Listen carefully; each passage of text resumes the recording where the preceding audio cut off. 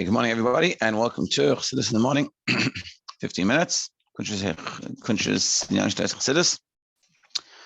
Today's shir, the 26th of Cheshvan, is sponsored in honor of Dvar Liebman's father's yahrzeit, Yichil Milchel ben Menashe Tzvi. Yichil Milchel ben Menashe Tzvi. And for Rafur Shalema, for Rafal Eliyahu ben Chana Leah. Chaim David, Rafael Ben Sarah. Okay, so good morning, everybody, and welcome back after the weekend. So basically, we're in the middle of discussing how haChassidus adds a whole depth or the essence to an idea. And the idea we were talking about is Moeda Ani. So we talked about the Moeda Ani, the simple shot of Moeda Ani, the taking Hashem from Neshama, and then we added the Chassidus Shatay, which is not just taking Hashem from Neshama, but I'm taking Hashem for the Neshama that's the Yiddish Neshama, that's a Jewish Neshama.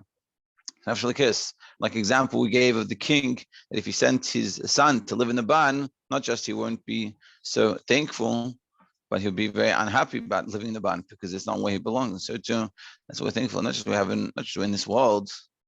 And animals also in this world, but that we have in Neshama or Yid, it's like the story of Leplo.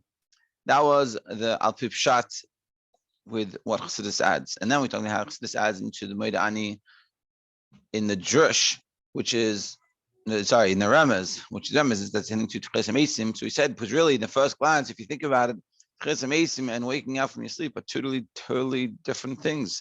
Because waking up, we said it's only 1/6 of the death, which Chesem Eisim is like you go from totally dead to alive. And also that Chesem Eisim is really rejuvenation of the body and the soul. Whereas when you meaning the body, there's the only thing that's left is a loose burn, and from that burn you're creating a whole body. So with the neshama, we said that neshama it sort of has to go through this whole process to sort of be, so to speak, be recreated. Whereas when you go to sleep and wake up, that doesn't happen. It's not that extreme. So we said, but really, how does Chassidus add to this? Because really Chassidus helps it all make sense. Because essentially, every moment is this Inyan Chesem Eisim. Because every moment the world's being recreated, every single moment from nothingness, from true nothingness to something, and therefore, really, every moment this idea of Chesem Eisim. Chassidus, but Moeda Ani just brings it out in a clearer way.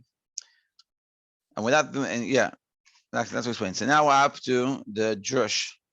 The Drush was, so as we're going to discuss, we'll do it outside quickly, and then we'll explain inside. The Drush was the fact that when someone lends you something, just like Hashem gives a neshama, and he's not strict on how we pay back and how much we owe him, and he still gives it to us. And so we just like asking Moeda Ani, so too we learned that the Drush is also for us that we should be very not so rough. Without returning, with being able to lend things, even though we're not always being returned back what we've learned. Don't be so strict about what happens. So now we're going to ask a question that essentially, well, I don't understand. Someone borrows something for you, and you do it on collateral, and you should just keep on lending to them, even though they're not paying you back. That's not it doesn't make any sense. Why would you do that? So Chassidus explains essentially because.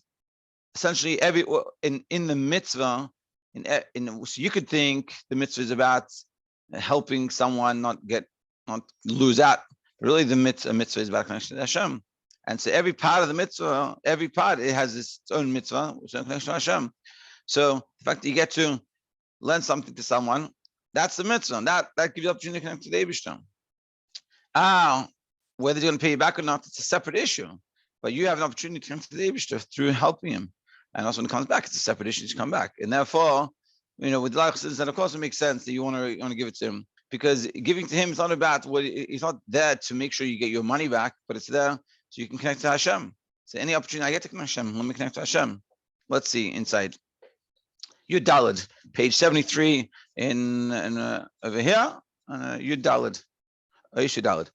haChassidus, we have Chassidus, Machnes B'Chelek HaDrush. So what is this life and this vitalization Chassidus brings in? It brings into the Drush of Moeda Ani is Hayis Lake Pikadin.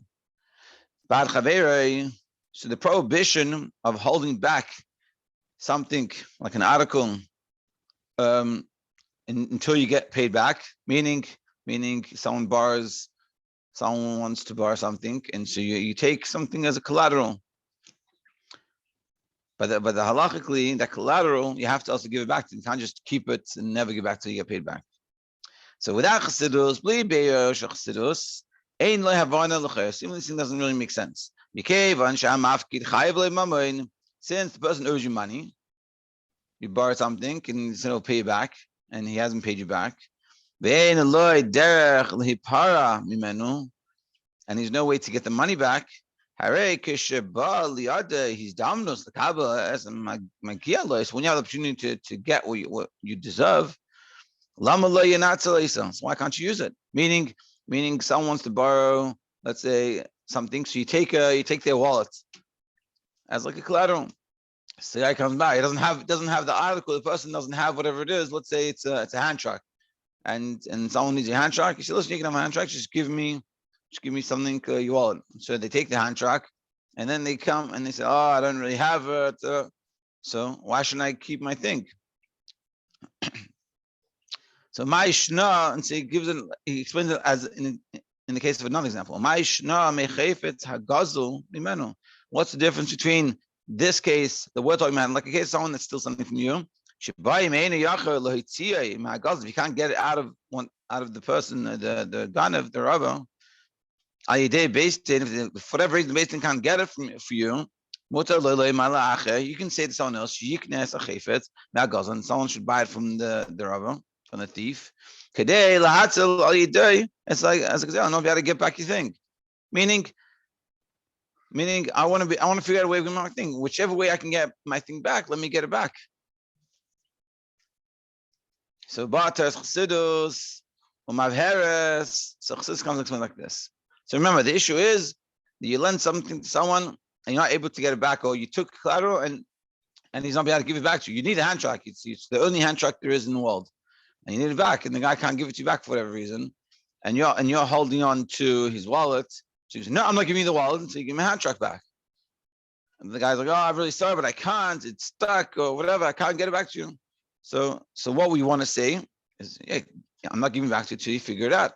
But what we're learning from the Moed Ani al Pi Jerush is you should give it to him nevertheless. Let him use it.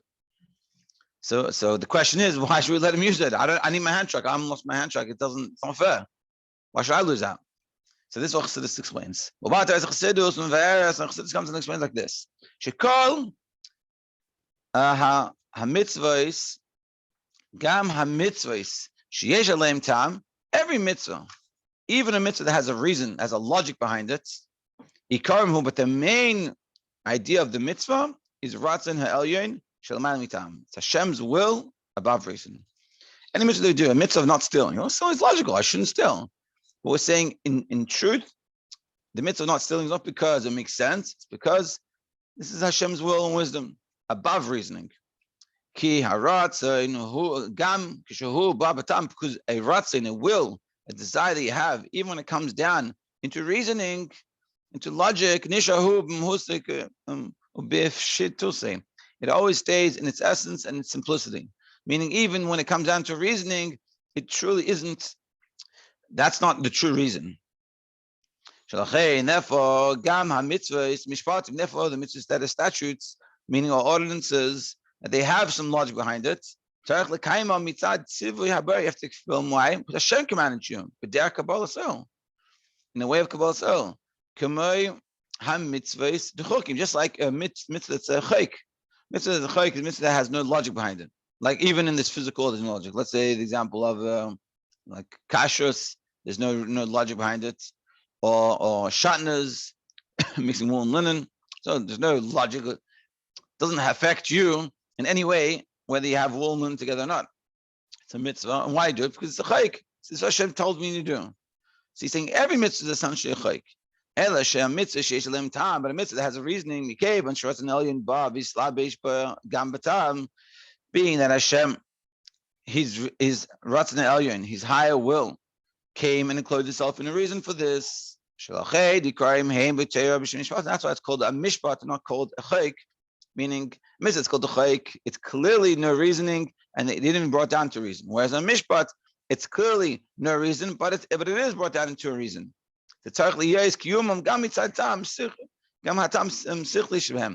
And therefore, you have to fulfill it also because of the logic behind it. Meaning, essentially, you have to recognize that it's above reasoning. But the fact that it's brought down in reasoning, it means that I should also be fulfilling it because of the reason that's involved. Like, for example, of stealing, that I shouldn't steal because Hashem told me to, but also because logically it doesn't make any sense. So now, and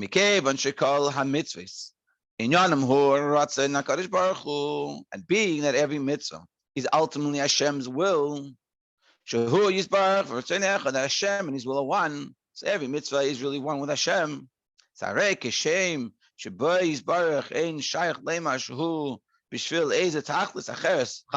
like for Hashem, you can't say Hashem is here for another reason. Hashem is not here for any reason. Hashem is here because Hashem is here. Hashem made everything. That's what it is. Hashem is here. So therefore, Kain Gam mitzvahs, so to with his mitzvahs, because we said Hashem is Ratzon, Hashem and his mitzvahs are one. So just like Hashem is one, meaning that there's no reasoning behind it, there's no ulterior motive, so too with the mitzvahs. The mitzvahs aren't there for any other side reason or different reason. The whole essence of a mitzvah is it's the mitzvah itself. Now, so what does this all mean with those background information? That we're saying that really ultimately a mitzvah is in and of itself. It's one with Hashem. Just like Hashem is not for any reason besides the fact that there's no reason, just Hashem is. So to the mitzvah is, and therefore, in regards to what we're talking about, it's a mitzvah, hashavas, pikarin, returning an object, even though you're owed money. Toras, a mitzvah, the reason for the mitzvah is not rak, it's not only bishvil, tevas, hamafki, it's not just there as a way of protecting the borrower, the lender. That he'll make sure to be able to get his money back completely. That's not the only reason. That is the reason why that mitzvah exists, because that's a mitzvah with logic, and that's the logic behind it, to make sure that you can start something back, so you don't lose out from lending. But on a deeper level, the returning itself is its purpose. Meaning the mitzvah is not the fact that you should be able to be protected in order that you can get back your hand track in the case we used. It's not the reason why the mitzvah. It's also the reason the mitzvah they should be protected. But the reason the mitzvah is the opportunity that the person has to return it back. Why is that so important? Because therefore,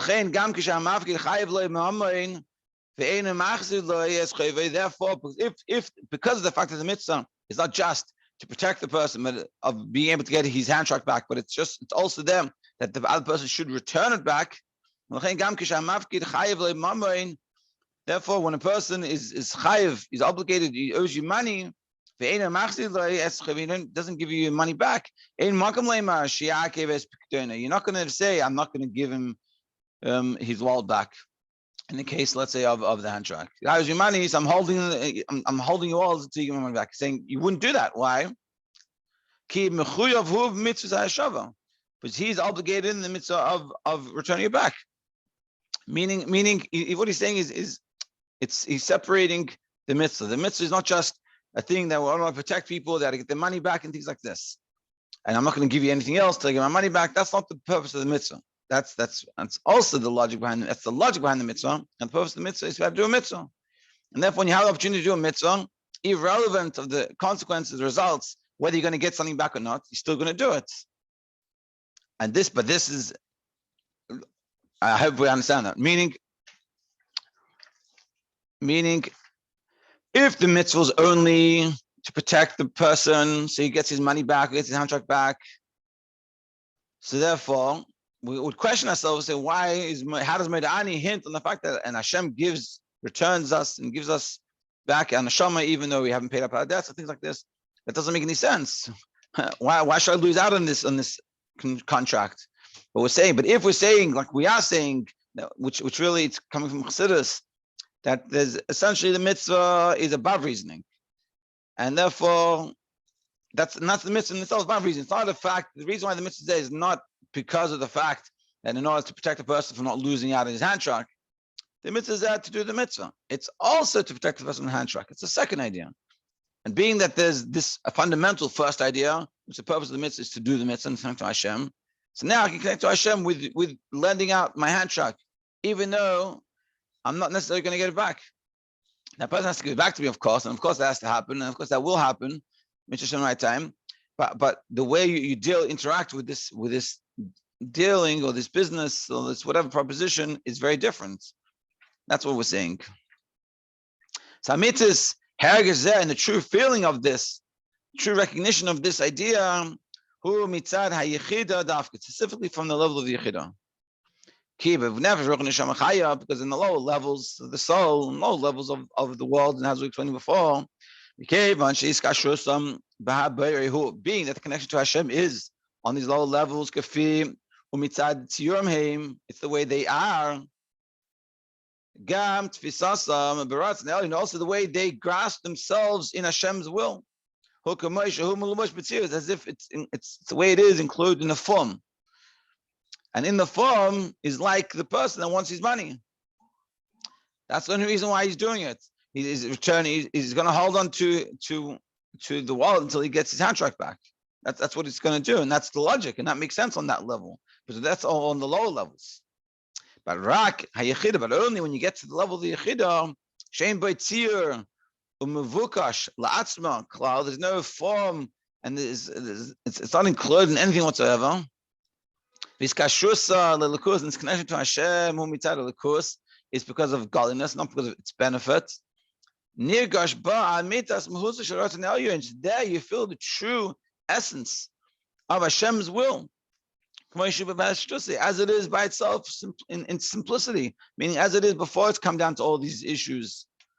And its ultimate purpose is that Ratzon itself. And so when you're tapping in, when you're living, or when you're dealing with this idea on the essential level, so then you're able to give and not have to worry about how you get your money back. Yeah, a little bit deep idea, but ultimately, and to make it practical, or not to make it practical because it is practical, but to bring out the practical application of it, is that we have to recognize when we're doing a mitzvah, even if the mitzvah makes sense to us, like giving tzedakah to the poor, or whatever it could be, davening for us makes sense. We have to appreciate that on a deeper level, this is Hashem's will, and I get to do Hashem's will. Like it says, the schar mitzvah is the mitzvah. The reward of the mitzvah is not the reward that I get, is the mitzvah itself, because I get to connect to Hashem. What greater reward can there be? And so we should be able to recognize that and appreciate that when we do the mitzvahs. And when we do recognize that, and the more we learn, the more we recognize, the better, the greater the impact, and the more it will have an effect in our lives in a positive way. To be continued tomorrow.